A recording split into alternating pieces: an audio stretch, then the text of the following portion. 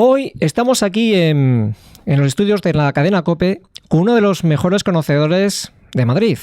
No en vano, nuestro entrevistado, don Ángel del Río, es cronista oficial de la Villa y Corte. Desde su atalaya informativa, primero en el diario Ya desde 1969 y luego en la cadena COPE desde 1987, Ángel del Río pulsa diariamente el ritmo de esta capital. Y hoy aquí en esta entrevista hablaremos de Madrid, hablaremos de periodismo y también, bueno, pues de la trayectoria de Ángel del Río. Don Ángel, muy buenos días. Hola, buenos días, encantado. Un placer tenerle aquí en esta entrevista. Don Ángel, en el año 1969 usted entra en el diario Ya y además entra ya directamente en lo que ha sido prácticamente pues su quehacer cotidiano. 43 años en información local. Bueno, la verdad es que las primeras colaboraciones fue en el ámbito deportivo, fíjate. Empecé haciendo deportes, aquello no me entusiasmaba demasiado, aunque yo soy un gran amigo del deporte, sobre todo del fútbol. Y un día de buenas a primeras me salió la oportunidad de hacer una colaboración en local. Recuerdo que era un acontecimiento importante de aquella época, y es que las viviendas del poblado dirigido de Orcasitas, viviendas públicas, se estaban resquebrajando. 20 bloques se resquebrajaban, aquello estaba a punto de caerse, hubo una movida vecinal importante y me mandaron ocasionalmente a hacer esa información. Fue el momento en que yo debuté en la información local y desde entonces y durante 44 años no he abandonado el ámbito local de Madrid, y fue en esa periferia, en ese barrio de Madrid donde me inicié, y no he querido nunca pasarme a otra disciplina periodística, porque me parece que cuando se hace información en una ciudad como Madrid, en su conjunto, toda la comunidad, con tantas posibilidades de descubrir cada día cosas nuevas, todo lo que acontece, es un reto y a uno le llena profesionalmente. Santa, aparte de hacer información local de Madrid, creo que también usted cubrió algún pleno en otro municipio, concretamente en Alcalá de Henares, donde creo que además tuvo una anécdota bastante curiosa. Bueno, sí, porque en aquella época recuerdo que la prensa en los años 70, 72, 74, no existía la información local como tal. Había una página donde decía noticias varias, y ahí se metían las cosas importantes que tenían que ver con esta ciudad o con entonces la provincia de Madrid. Bueno, fue el diario Ya el que tomó la iniciativa de hacer un cuadernillo semanal dedicado al conjunto de la provincia. Y poco a poco se fue introduciendo todos los días información local en páginas específicas que decía Información de Madrid. Primero fue una página, luego 2 páginas, luego 3 páginas, ¿no? Bueno, dentro de ese ámbito, y sobre todo ya cuando se presentía la democracia, años 77, 78, recordemos que las primeras elecciones locales fueron en el 79, había mucho ambiente ya en los municipios. Había gente que quería situarse políticamente, que quería hacer de la política su futuro y sobre todo su profesión, como hemos visto que ha habido muchos casos. Y en Alcalá de Henares, que no era mi territorio, a mí yo tenía asignado el área, la zona sur de la Comunidad de Madrid, Alcorcón, Getafe, Leganés, Fuenlabrada, Móstoles, en fin. Pero por enfermedad de un compañero que llevaba el corredor de Henares, me tocó cubrir un pleno polémico en el Ayuntamiento de Alcalá. Y esta es la historia, voy a resumir, es una historia apasionante desde el punto de vista, yo lo pasé muy mal entonces, pero bueno, desde el punto de vista profesional. Yo llego a Alcalá de Henares, cubro un pleno que termina a las 12 de la noche. Yo entonces no tenía coche, había ido en un autobús, y cuando después de terminar el pleno a las 12 de la noche yo vuelvo a coger el autobús y me encuentro con que el servicio de autobús acaba a las 10 de la noche. Bueno, me vuelvo al ayuntamiento, pregunto que no hay taxis y me dicen que no hay servicio de taxis, que hay un taxista de guardia que en caso de urgencia se le llama y si quiere llevarte a Madrid te lleva. Llama a la policía, al taxista me dice, espéreme en el ayuntamiento que la voy y la llevo a Madrid. En ese momento llega una pareja joven montada en una motocicleta, que al padre le acaba de dar un infarto, que al médico de guardia en Alcalá de Henares hay que ir a buscarle a su casa y devolverlo a su casa. Con lo cual yo llega al taxi, lo cedo, como no podía ser de otra forma. Se van y me dice el taxista, bueno, pues a la vuelta le recoge y le llevo a Madrid. Mientras dura esa intervención, aparece un señor que su mujer está de parto, y que a la comadrona hay que ir a buscar la casa y llevarla a casa. Es una ciudad como Alcalá de Henares, año 79, no hablamos del 79 de 1800, ¿no? El 79 de 1900. Bueno, pues vuelve el taxista y me dice, mire usted, para que no pase nada de esto, móntese conmigo adelante, vamos por la comadrona y vamos al sitio de la parturiente y ya directamente de allí nos vamos a Madrid, que si no se queda usted aquí. Bueno, pues yo me veo sobre la 1 de la madrugada, 1 y pico de la madrugada, ya en una urbanización descolgada de Alcalá de Henares, como en un sueño, esperando debajo a una parturienta, a una comadrona que iba a atender y tal. Cuando baja la comadrona nos dice que el parto viene mal, que hay que trasladar a la señora al Hospital de La Paz, que es el sitio más cercano, y que tiene que ir tumbada en el coche y que tiene que ir con el marido. Y entonces se queda a las 2 casi de la madrugada en una urbanización perdida de Alcalá de Henares, allí tirado. Acierta a pasar un coche de la Policía Municipal, yo con el carnet en la mano, porque claro, yo era sospechoso. Yo entonces, pues llevaba mucha barba, mucho pelo, y era sospechoso, un tío que hace a las 2 de la mañana aquí diciendo que le ha pasado todo esto. Pero se conoce que no era nada inhabitual porque la policía no se sorprendió. Y me dijo, mire usted, la única solución es que le busquemos un sitio, una pensión donde pasó esta noche. En aquella época yo en mi casa, en el recién casado, no tenía teléfono todavía instalado, no podía llamar a casa, con lo cual imaginaros la situación que me planteaba. Y ya a un policía municipal se le ocurre una idea genial. Me dice, mire usted, a las 2:30 de la madrugada viene a un club que hay aquí en Alcalá un taxista a recoger a 2 señoritas del club y se la lleva a Madrid. Si quiere usted y le quiere llevar con las señoritas, y entonces que cuenta la historia se ve a las 2:30 de la madrugada con 2 señoritas de alterne en un taxi llegando aquí a Cibeles. Yo seguí mi carrera hacia Getafe, donde vivía, pagué yo la carrera naturalmente, las señoras en un estado, en fin, bueno, en fin, que todo esto me pasó en una noche que yo creía haber estado soñando y que fue realidad. Yo publiqué al día siguiente la historia en el periódico y a la semana había el servicio de autobuses de Alcalá de Henares hasta las 12 de la noche. Había 2 taxis de guardia todas las noches y al médico tenía que apañárselas con su coche propio para ir y volver y visitar a los enfermos. Hombre, de esta especie de angustia profesional nace la satisfacción de que, por rechazo, he hecho un beneficio a la sociedad alcalaína, ¿no? Que contaba con esto en plenos años casi 80, pues estaba en una situación realmente casi tercermundista en este aspecto. Y es una de las historias curiosas que siempre narro porque daba idea de cómo estaba establecido entonces los servicios de los que ahora nos quejamos tanto, y cómo los periodistas de aquella época pues teníamos que cabalgar en medio de la nada casi.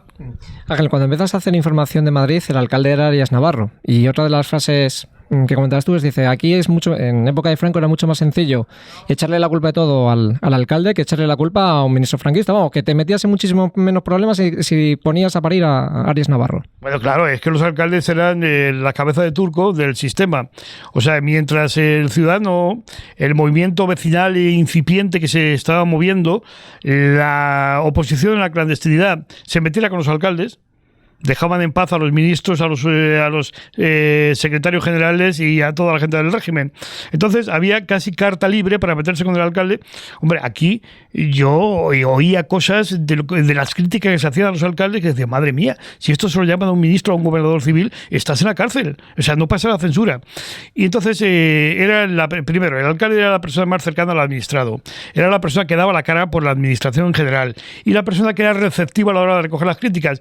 Y yo creo que eran los héroes, los benditos héroes de aquella dictadura y sobre todo de aquella falta de libertad de prensa. Ellos eran los paganos y aguantaron bien sobre las espaldas muchos golpes.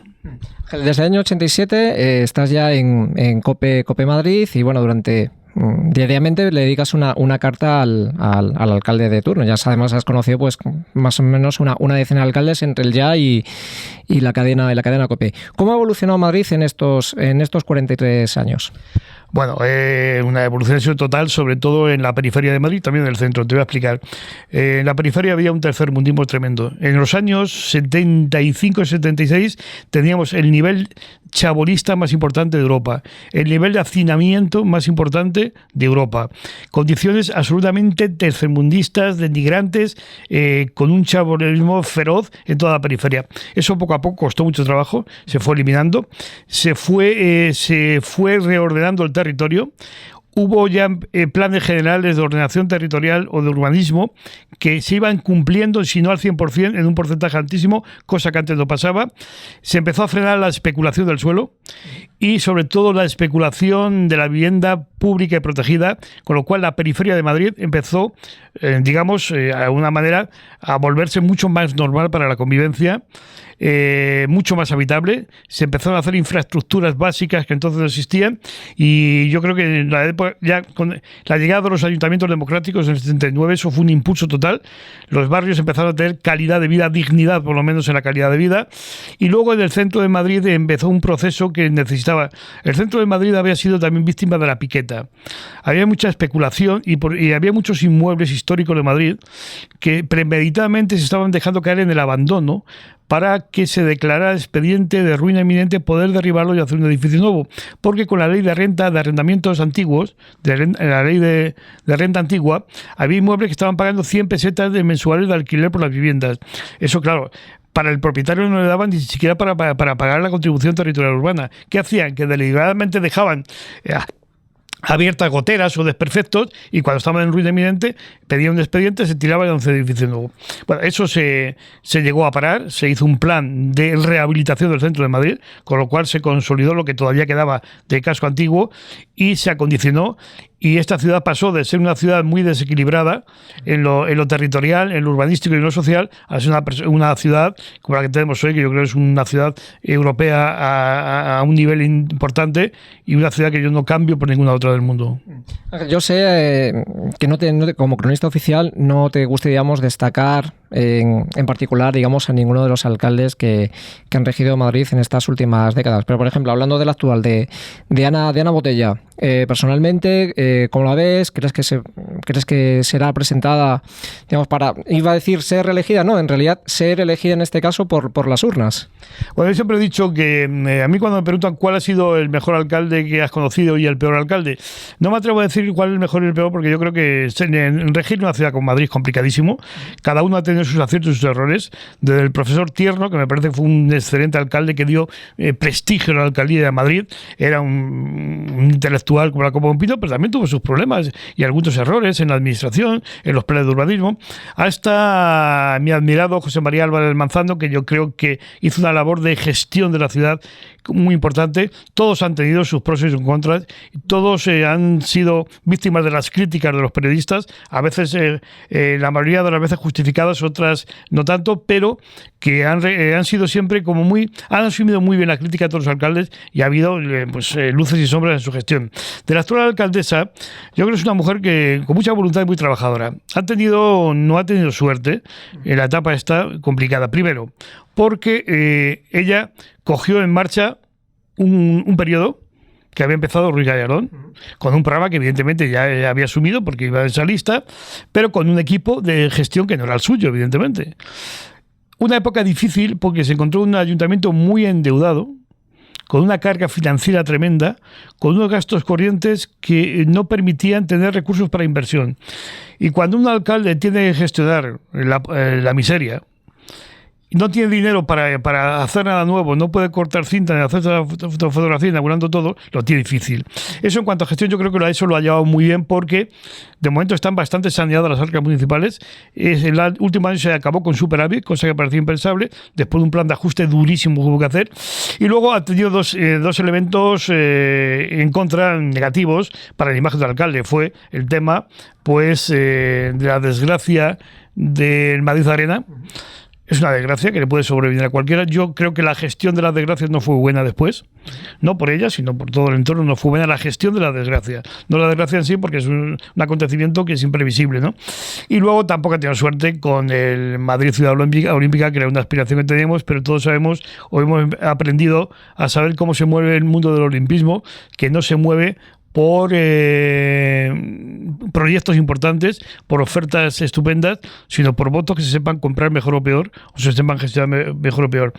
Yo la definiría como una mujer trabajadora, una mujer, yo creo que honesta, que se ha movido en tiempos revueltos, ha gobernado en tiempos revueltos, y que yo no sé si a ella personalmente le han quedado ganas, después de todos esos avatares, de volver a presentarse. Yo creo que hay una gran incógnita ahí sobre quién va a ser el próximo candidato o candidata, y así como yo podía decirte que hace medio año te aseguro que ella no iba a querer serlo, ahora no estoy tan seguro de que no quiera serlo. Por ejemplo, el PP se han manejado encuestas en las que, bueno, pues se habla de que, bueno, si fuese Ana Botella, incluso ha habido algún analista que decía no la van a votar ni en el barrio de Salamanca. La alternativa, por ejemplo, Esperanza Aguirre podría paliar ese posible varapalo que se lleve el PP en Madrid? Es que yo las encuestas hechas a 1 año y medio antes de las elecciones, aquí en Madrid tiene mucha influencia en la acción del gobierno central. O sea, la situación, la repercusión de las medidas que toma el gobierno central en Madrid tiene un escenario importante que tiene repercusión para bien y para mal. Luego, yo recuerdo que cuando las segundas elecciones de Alberto Ruiz Gallardón, que fue cuando quiso implantar los parquímetros por la periferia de Madrid, en Carabanchel, en todos los barrios periféricos, aquello hizo unas encuestas y le daba que perdía la mayoría absoluta. Bueno, pues después de implantar aquello tan impopular, no solamente mantuvo la mayoría absoluta, sino que ganó en aquellos distritos donde no había ganado nunca la derecha, ganó la izquierda. Por eso te digo que esto es impensable, nunca se sabe lo que puede pasar. La verdad es que ahora las encuestas que hay dan la pérdida de la mayoría absoluta en el ayuntamiento y en la comunidad al PP, pero queda 1 año y medio todavía, y yo no me atrevo a pronosticar. Luego hay un elemento que hay que tener en cuenta, así como en anteriores comicios, al PP para gobernar solo le valía tener la mayoría absoluta, porque la unión entre PSOE y Izquierda Unida y hacía imposible que gobernara.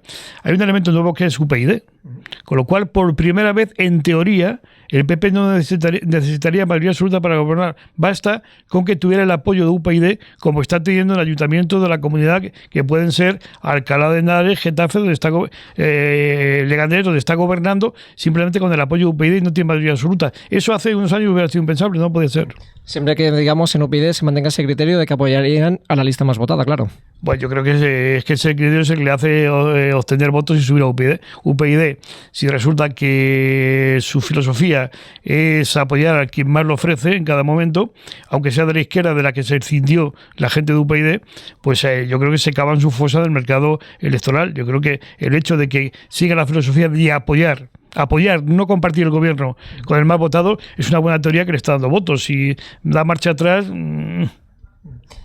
También hay una pelea eterna entre el gobierno de la Comunidad de Madrid y el gobierno central, pero sobre todo sorprende cuando esta pelea se da entre miembros del mismo gobierno, sobre todo Ignacio González y Cristóbal Montoro, que parece que no se pueden ni ver. Es que en el PP las luchas cañitas son importantes. Yo sé que en todos los partidos, pero en el PP acordaron de la etapa de Ruiz Gallardón y Esperanza Aguirre. En el ayuntamiento uno, en la comunidad la otra, cómo había unos enfrentamientos directos. Bueno, lo del PP en Moncloa y PP en Gobierno de Madrid, yo creo que es incomprensible. Vamos a ver. Esperanza Aguirre se tiró 8 años criticando la política de Rodríguez Zapatero con respecto a Madrid. Madrid no es muy tratada, la Comunidad de Madrid, justamente o equilibradamente en el reparto financiero de autonómico. Realmente yo creo que está marginada con respecto a otras comunidades como Cataluña. Yo creo que el gobierno, para Madrid, era para el gobierno de Zapatero la malquerida del Estado. Pero es que lo sigue siendo con el gobierno del PP. Y ese es el gran problema. Y la gran frustración de los votantes del PP y naturalmente de los dirigentes del PP en Madrid, que no hay entendimiento en el gobierno, que cuando el señor González pone las cosas claritas, como las puso en su día Esperanza Aguirre, delante de Zapatero, las pone delante de Rajoy, se sale por la tangente el señor ministro y dice, no, ese señor lo que quiere es hacer política en el despacho del Ministerio de Hacienda. No, está pidiendo lo que justamente reivindica en la Comunidad de Madrid, lo que nos pertenece. Es más, que el Ayuntamiento debería un día lanzarse también a reivindicar lo que nos pertenece, porque se firmó con Zapatero una ley de capitalidad para Madrid, dejando para más adelante la parte financiera, y no se ha llevado a cabo la parte financiera. Madrid no recibe del Estado ni un duro por los gastos que representa la capitalidad, que fueron estimados en su día, en los años 90, en un lucro cesante de unos 40.000 millones de pesetas anuales. Eso es lo que le cuesta a Madrid ser la capital del Estado. Y eso, cuando firma Ruiz Gallardón con Zapatero la ley de capitalidad, no se mete esa compensación y sigue sin meterse. Madrid tiene razones justificadas para reivindicar que se la trate con justicia. Eso produce un enfrentamiento. A mí me parece muy bien que sean leales y consecuentes los dirigentes tanto de la comunidad como del ayuntamiento, y que independientemente de quién gobierne en Moncloa, exijan los derechos que sean para Madrid. Y lo que pasa es que eso produce unos enfrentamientos que luego a lo mejor electoralmente se pagan y a lo mejor tienen mucho que ver con el resultado de las encuestas. Ángel, hablando un poquito ahora, entrando en lo que sería la cadena COPE. Llevas prácticamente 30 años en esta emisora. Has visto pasar pues muchísimos profesionales de talla. Recientemente, hace unas semanas, entrevistamos al responsable de los servicios informativos de fin de semana, a Fernando de Aro. Y él nos comentaba lo siguiente. Él decía, hemos pasado una etapa en la que COPE estaba regida por lo que eran comunicadores o reinas madres, donde los programas eran estancos. Ahora una época en la que, digamos, todos los programas se retroalimentan y sobre todo la información es el eje, desde las 0 horas del día 1 a las 0 horas del día siguiente. Yo lo que pasa es que creo que los comunicadores no han desaparecido. Sí que ha habido comunicadores, quizá a otro nivel. La verdad es que hay una política informativa distinta en COPE de hace unos años, donde lo que prima es la información más que el comunicador de turno, pero también es cierto que las mejores épocas de COPE, desde el punto de vista de la fidelidad de los oyentes, fueron épocas donde tuvimos los monstruos de la radio, Luis del Olmo, Encarna Sánchez, José María García, Antonio Herrero, y tal. Pero era otra forma de radio, no solamente en COPE, en todas las emisoras. Había los grandes comunicadores, los grandes monstruos de la radio. Ahora, quizá afortunadamente han desaparecido esos monstruos que eran los pilares de la radio, y cuando salían de esa radio se cambiaban a otra, se desequilibraba el panorama radiofónico y se va más por los comunicadores directos, muchos más sencillos en ese aspecto, y por un tipo de información más adecuada. Ahí estoy de acuerdo con Fernando, y yo creo que ahí la COPE ha hecho una transformación, pero yo creo que en general en todas las emisoras. Finalmente, Ángel, yo, como responsable de Madrid, aquellas peleas entre Federico Jiménez Los Santos y el que entonces era alcalde, Alberto Ruiz Gallardón, ¿afectaron en lo que era vuestra parcela de Madrid? No, concretamente a mí siempre tuvo muy claro Jiménez Los Santos, me dijo: Ángel, lo que yo tenga con el alcalde y la crítica que yo haga no tiene que ver nada con la información diaria que tú y con lo que tú pretendas de relación informativa con el alcalde. Tú eres, no tenía que decírmelo, pero vamos, me lo dijo. Tuve la deferencia de decirme: tú eres absolutamente libre para ejercer la crítica como tú la quieras. Y el alcalde me dijo: Ángel, una cosa es las cuitas que yo tenga con Federico Jiménez Los Santos, y otra la relación institucional, primero del ayuntamiento con COPE y después las relaciones personales y relaciones informativas. Ahí no hubo ningún problema, no hubo ni Ruiz Gallardón ni su equipo dejó de atenderlos en ningún momento porque estuviera confrontado incluso te podría decir que en la época de mayor confrontación, Ruiz Gallardón comí un par de veces aquí con dirigentes de la casa entre las que yo me encontraba. O sea que las relaciones a nivel de empresa eran muy buenas. Había un enfrentamiento personal, más que nada, y de ideas, pero que eso no trascendió como se hizo ver incluso desde fuera. Pues Ángel, ha sido un placer, nos quedamos sin tiempo y de verdad que esperamos tenerte de nuevo para seguir hablando de Madrid, seguir hablando de tu papel en COPE. Yo encantado, porque cuando hablo de Madrid es que, de verdad, han sido todos los años de mi vida dedicado a Madrid y no lo cambiaría por nada del mundo, porque cada día, cada noticia, descubres algo nuevo de Madrid y llegas a la conclusión de que es una ciudad inigualable. Pues muchísimas gracias, Ángel. Encantado.